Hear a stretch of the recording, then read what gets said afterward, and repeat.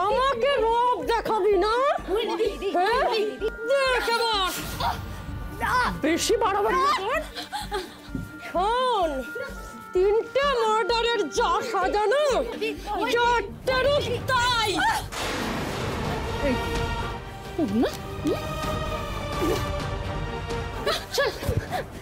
আজকে তোর সব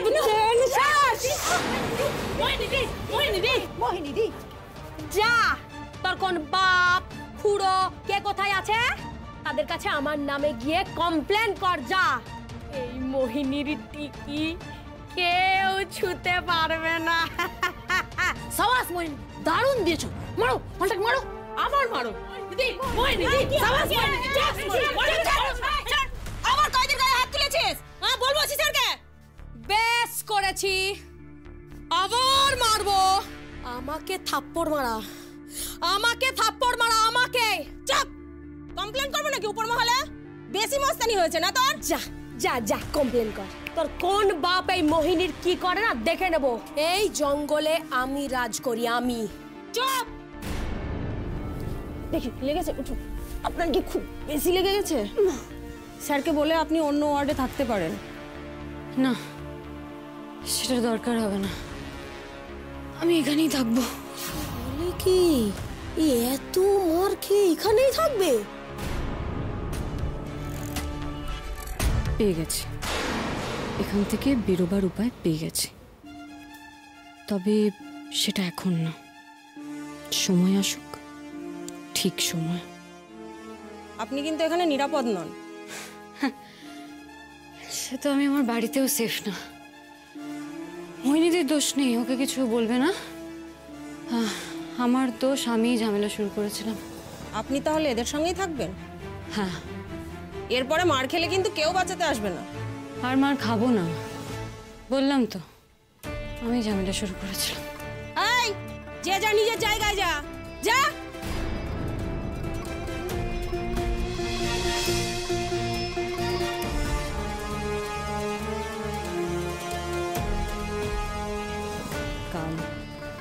কালই আমার এখান থেকে বেরোনো।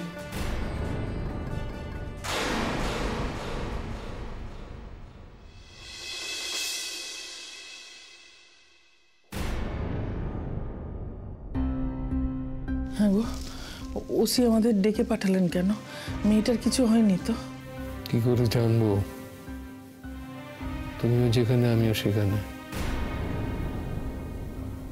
তড়িঘড়ি ফোন পেয়েই তো ছুটে এলাম আমরা। আমার কিরকম মনটা ছটফট করছে জানো। হাজার হোক মেয়েটা তো অসুস্থ, বলো। এখানে ঠিক মতো খাওয়া দাওয়া হচ্ছে কিনা, ওষুধটা ঠিক টাইমে পড়ছে কিনা ভগবান জানে। বাড়িতে আমাদেরই কথা শুনতো না, এখানে তো আরো কারুর কথা শুনবে না। কে দেখবে যে ওর খাওয়া দাওয়া ঠিক মতো হচ্ছে কিনা, যত্ন নেবে, ওষুধটা ঠিক মতো দেবে? কে করবে বলো? এত ভেবে কি করবে? যার জন্য ভাবছো সে কি ভাবছে? যদি ভাবতো তাহলে আজকে যার জন্য ও বেঁচে আছে তাকে শেষ করে দেওয়ার কথা ভাবতে পারতো। বোকা জানো তো, আমাদের মেয়েটা বড্ড বোকা। রাগ, হিংসে, অভিমান এগুলোই ওকে তিলে তিলে শেষ করে দিচ্ছে। আর এই সব কিছুর জন্য আমি দায়ী অনিন্দ, আমি, আর কেউ না। আবার দোষারোপ করা শুরু করলে নিজেকে, এটা কি আক্ষেপ করার জায়গা না সময়? অফিসার তাড়াতাড়ি ফোনে চলে আসতে বললেন, তাই চলে এলাম আমরা। এখন তো দেখছি নিজেই চেয়ারে নেই। দেখো অনিন্দ, অন্য কোনো কারণে নিশ্চয়ই আমাদেরকে ডাকেননি উনি। ময়ূরীর কারণেই ডেকেছেন তো। সেকেন্ড অফিসার না আর কে আছেন, ওনাদেরকে একটু বলো না যদি আমাদেরকে একটু দেখা করিয়ে দেয়। দেখা করিয়ে দিতে বলো না, আমার মনটা খুব চটপট করছে। এটা থানা মধুমিতা, এটা প্রোটোকল রয়েছে। আসামিকে বললেই হঠাৎ করে তার সঙ্গে দেখা করা যায় না। কি বললে? আসামি? হ্যাঁ অনিন্দ, এক রাতের মধ্যে আমাদের মেয়েটা তোমার কাছে আসামি হয়ে গেল? সরি, আমি ওভাবে বলতে চাইনি, কিন্তু যেটা সত্যি। যাই হোক, মেয়েকে কিছু বলনি তো? না, এখানে ডেকেছে কেন সে নিয়ে কোনো কথা হয়নি। তবে হ্যাঁ, ফোন করলে তো দিদিভাইয়ের কথা জিজ্ঞেস করে। হ্যাঁ, মেঘ সবার জন্যই ভাবে, কিন্তু সবচাইতে বেশি বোধহয় ও ময়ূরীর জন্যই ভাবে। জানো, এত কিছুর পরেও বিয়ের দিনে মেঘ যখন একলা হচ্ছিল তখন বারবার আমাকে জিজ্ঞেস করছিল ওর দিদিভাইয়ের কথা। ওর দিদিভাইকে যেন আমি আগের মতোই সাপোর্ট করি, আগের মতোই যেন আগলে রাখি। অথচ দেখো এই দিদিভাই ওর কত বড় ক্ষতি করার চেষ্টা করছিল। নিয়তি, নিয়তি যে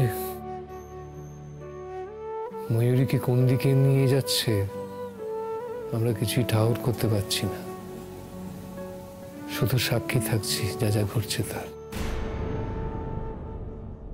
আরে বসুন বসুন বসুন, একটু চা নাই? না না না, থ্যাংক ইউ। অফিসার, আপনি আমাদেরকে কেন ডেকে পাঠিয়েছেন? ময়ূরী কেমন আছে? ওর কি কোনো বিপদ? সেরকম সিরিয়াস কিছু নয়, মোটামুটি ঠিকই আছে, ভালোই আছে মহিলা। তবে বেঠিক কিছু হতে পারতো। বেঠিক কিছু হতে পারতো মানে? কারণ ময়ূরী কাল একজন ইনমেটের সাথে ঝামেলায় জড়িয়ে পড়েছিল। ঝামেলা মানে? ঝামেলা মানে অফিসার কি নিয়ে ঝামেলা? সবার সাথে কথা বলে যেটা বুঝতে পেরেছি সেরকম পার্টিকুলার কিছুই নয়। ওই সেলের একজন সিনিয়র মহিলা ওর সাথে প্রথমে একটু কথা বলতে যায়, তাতেই আপনাদের মেয়ে খুব ভায়োলেন্ট হয়ে ওঠে এবং ওই প্রথম ওকে গিয়ে মারে। ও মেরেছে কাউকে? কি দিয়ে মেরেছে? হাতি, খালি হাতি। তো স্বাভাবিকভাবেই সেই মহিলাও ছেড়ে দেয়নি। তাছাড়া তিনি গায়ের জোরে ময়ূরীর চেয়ে অনেক শক্তপোক্ত, তাই মারটা একটু বেশি। মানে আপনারা কোথায় ছিলেন? আমরা কোথায় ছিলাম মানে? আমরা কি সারাক্ষণ আপনার মেয়ের সেল পাহারা দেবো নাকি? আমাদের অন্য কোনো কাজ নেই? সরি, আমি ওভাবে বলতে চাইনি। আমি বলতে চাইছি যে কোনো মহিলা কনস্টেবল কি অন্য কেউ ওখানে ছিল না? কিন্তু কেন অফিসার? ময়ূরী তো সহজে কারোর গায়ে হাত তোলে না, বিশেষ করে নিজেই দেখুন এরকম একটা কেসে। না না, আমি কিছু বুঝতে পারছি না। আপনি যদি একটু ক্লিয়ারলি, মানে হঠাৎ আচমকা হাতটা তুলবেই বা কেন কারো উপর? প্রফেসর রায়, সেলের ভেতরের জগৎটা সম্পূর্ণ অন্যরকম। সেখানে ময়ূরীর সঙ্গে যারা আছে তারা সব পোড় খাওয়া ক্রিমিনাল। সেলের ভেতরে একটা নিজস্ব হায়ারার্কি সিস্টেম থাকে, কে কার কথা মানবে, কে কাকে খাতির করবে, এগুলো গড়ে ওঠে, এগুলো বুঝেই চলতে হয়। এখানে এসে দুম করে মাথা গরম করে কারোর গায়ে হাত তুলে দিলে সেও রিয়াক্ট করবে, সেটা খুবই ভায়োলেন্ট হবে। আর সেই ভায়োলেন্সের সাথে আমার মনে হয় না আপনার মেয়ে খুব একটা পরিচিত, যার জন্য এটাও করেছিল। না জানাটাই তো স্বাভাবিক অফিসার। আমাদের মেয়ে তো দাগি জেলখাটা আসামি নয়। আপনাদের এত লোক, কনস্টেবল, গার্ড, তারা কেউ আটকাতে পারলো না। আর সেলের ভিতরে এরকম কিছু হয় কি করে? একটু একটু একটু শান্ত হন অফিসার।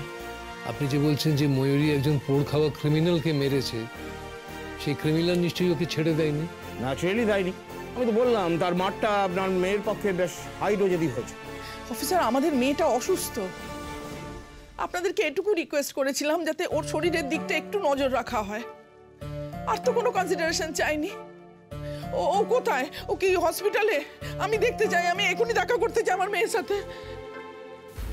অফিসার, আমি কিন্তু আপনাকে অনেকবার বলেছিলাম, ও লয়ারও কোর্টে জানিয়েছে ওর অসুস্থতার কথা। কোর্ট আপনাকে বলেছে ওর উপর আলাদা নজর রাখতে, তারপরেও এটা কি করে হয়? আমাদের গার্ড সব সময় থাকে, কিন্তু বাইরে থেকে ভেতরে যেতে কিছুটা সময় লাগে। লকআপের তালা খুলে ভেতরে ঢোকা, আমাদের তো আর কয়েদিদের খোলা রাখলে চলে না। সিকিউরিটি বলে তো একটা ব্যাপার আছে, আর তারাও তো কেউ ধোয়া তুলসী পাতা নয় যে সুযোগ পেলেই তার সদ্ব্যবহার করবে না। সবসময় এখানে একটা না একটা কিছু ঝামেলা লেগেই আছে, আর সেগুলো আমাদের হ্যান্ডেল করতে হয়। আপনার মেয়ে ভদ্রবাড়ির হলেও সে যথেষ্ট দুর্বিনীত, উদ্ধত এবং অহংকারী।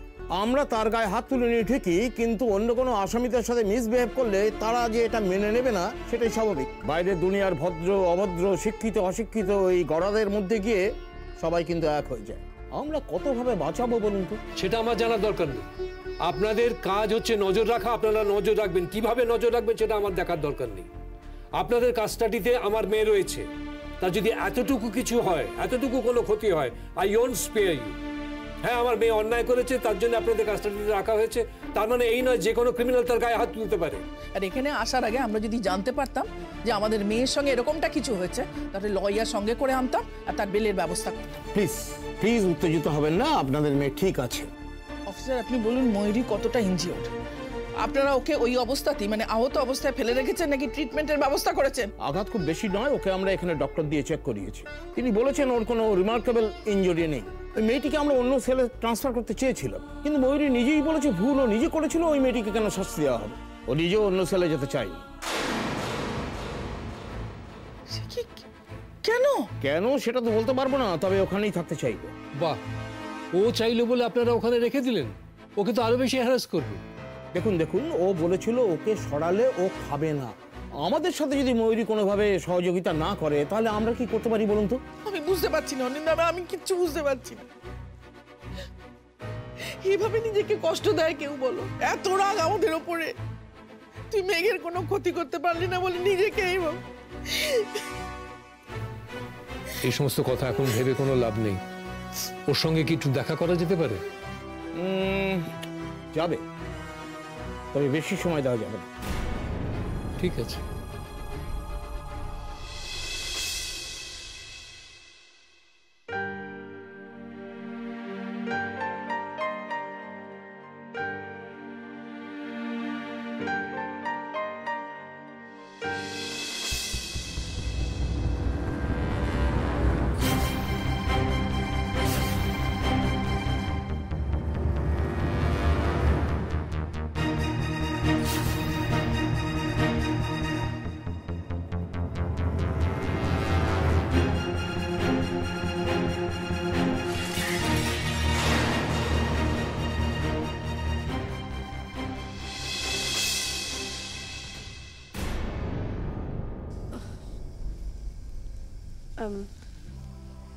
কিছু বলবেন?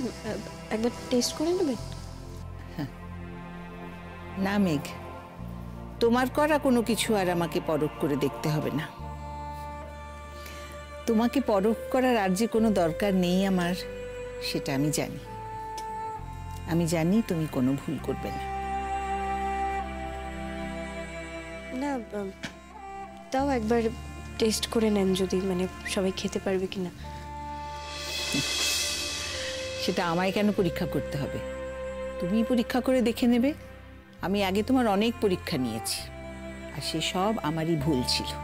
কোনো মানুষকে অপদস্থ করার পরীক্ষায় পরীক্ষক কিন্তু নিজেই ফেল করে, আর সেটা বারবার আমি টের পেয়েছি আমার জীবনে।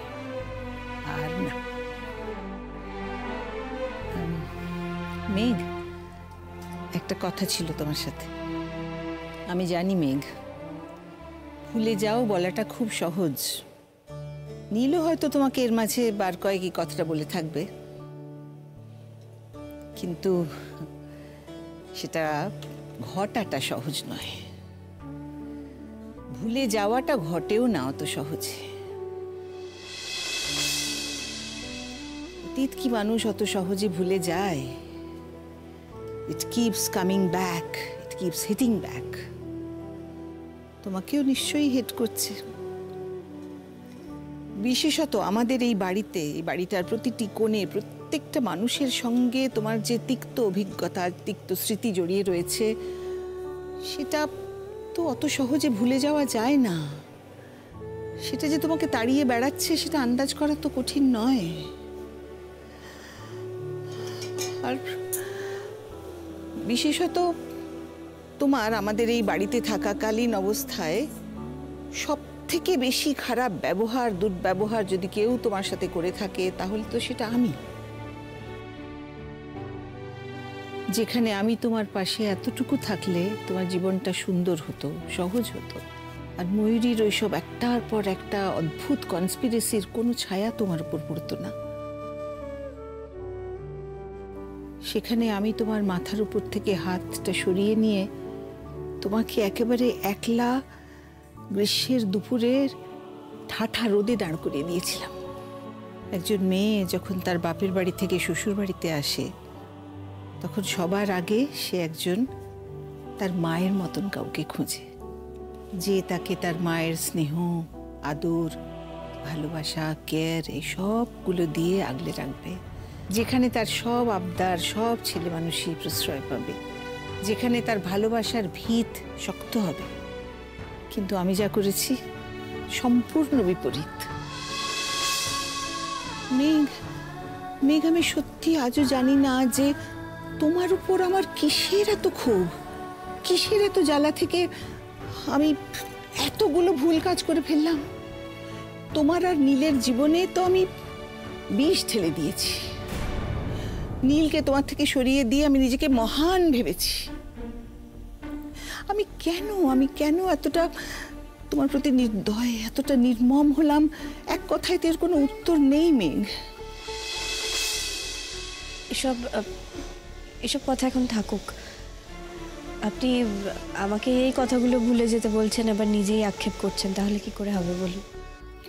না না, আক্ষেপ শুধু নয় মেঘ, আক্ষেপ নয়, অপরাধ বোধ, যেটা শত মাপ চাইলেও আমার ভেতরে থেকেই যাবে। এই বিষয়টা নিয়ে তো কথা তুলবো না তাই ভেবেছিলাম, কিন্তু পারছি না তো।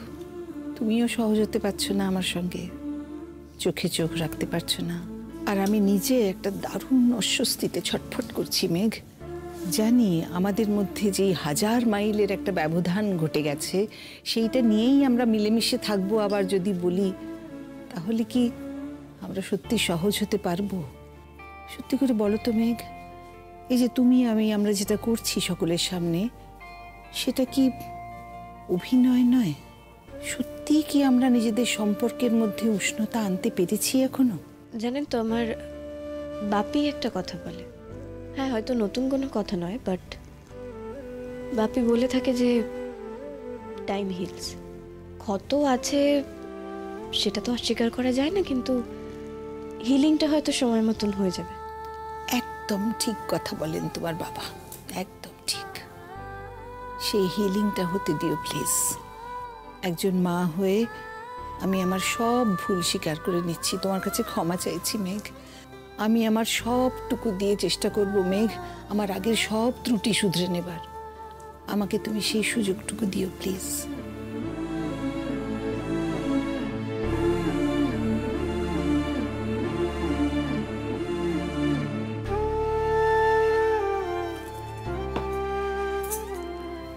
দাঁড়া দাঁড়া, ভীষণ গরম তো, আমি করছি, দাঁড়া। হাতে পায়ে পড়বে, একটা বিপদ ঘটাবে। তুই একটু সরো, আমি তোকে ঢেলে দিচ্ছি।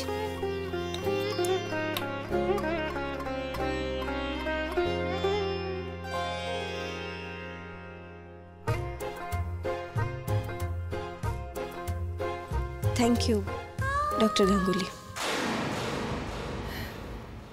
মেঘ, আমি তোমাকে একটা অনুরোধ করব,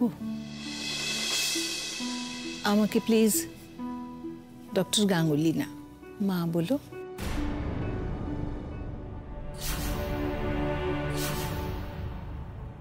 আমি জানি তুমি তো আমাকে মা বলে ডেকেছিলে, কিন্তু সেই ডাকের মর্যাদা আমি দিতে পারিনি। আমি তোমাকে কথা দিচ্ছি মেঘ, আর কোনো রকম তোমার দুঃখের কারণ আমি হব না।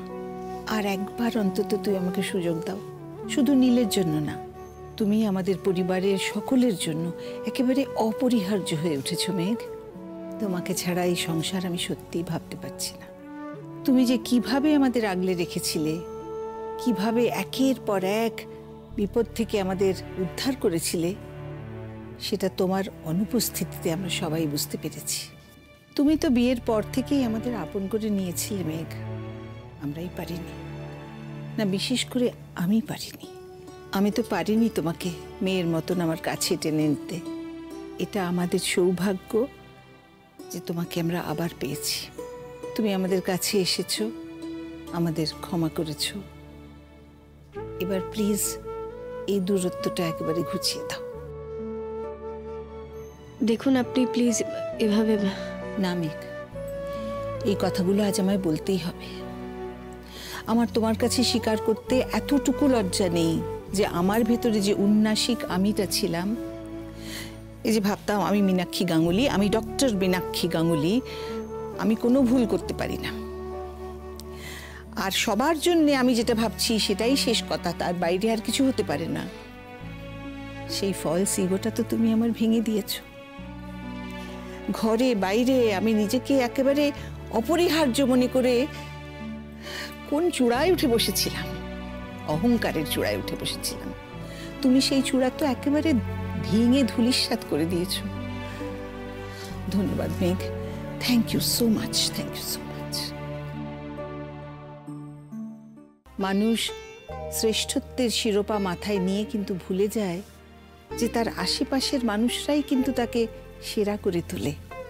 তখন সে বাকিদের অবজ্ঞা করতে শেখে, তাচ্ছিল্য করতে শেখে, আর তারপরে সে একদিন অনুভব করে যে চূড়ায় সে উঠেছে ঠিকই, কিন্তু তার আশেপাশে কেউ নেই যে তার হাত ধরবে। এবারে সবাই সব সময় আমার কথা মেনে চলেছে মেঘ, কিন্তু তুমি চলে যাওয়ার পর আমি বুঝেছি যে আমার প্রতি তাদের ভক্তি বা বিশ্বাসের ভিত আলগা হয়ে গেছে। মুখে না বললেও তারা মনে মনে দায়ী করেছে আমাকেই, আমার ভুল সিদ্ধান্তগুলোকে দায়ী করেছে। কেউ কিন্তু একবারও জানতে চায়নি যে আমি কেন তোমার সাথে এত খারাপ করেছি, কিন্তু আমার বিবেক আমার পিছু ছাড়েনি এক মুহূর্তের জন্য। মায়ের অসুস্থ হয়ে পড়া, এই সব কিছু আমাকে বারবার চোখে আঙুল দিয়ে দেখিয়ে দিয়েছে যে আমি কত বড় স্টুপিডিটির কাজ করেছি। কতটা বিচার বিবেচনাহীন হলে তবে মানুষ তোমার মতন একটা মেয়েকে চিনতে ভুল করে মেঘ। দেখুন সরি মা, আপনি এভাবে বলছেন তাতে কিন্তু আমারও ভীষণ খারাপ লাগছে। ভুল কি আমিও করিনি? এই যে ঠাম্মির অসুস্থতা, নীলের বাইরে পড়াতে চলে যাওয়া, এগুলোর জন্য তো কোনোভাবে আমিও একটু হলেও দায়ী। না না, দায় না, ওটা তো তোমার অভিমান ছিল। অপরাধ না করেও যখন সবাই মিলে দোষী ঠাওরায় একজন নিরপরাধ মানুষকে, তখন সে তার আঘাত গোপন করতে নীরবে সরে যায়, সময়ের হাতে ছেড়ে দেয় সবটাকে। তুমি তো সেটাই করেছো মেঘ, আর সত্যি সময় প্রমাণ করে দিয়েছে যে তুমি ঠিক ছিলে। আপনি আমায় এতটা বুঝেছেন? মা তো, আমি খুব খারাপ মানুষ হলেও আমি তো একজন মা মেঘ।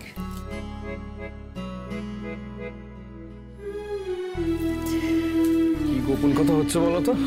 আমিও পার্টিসিপেট করতে চাই।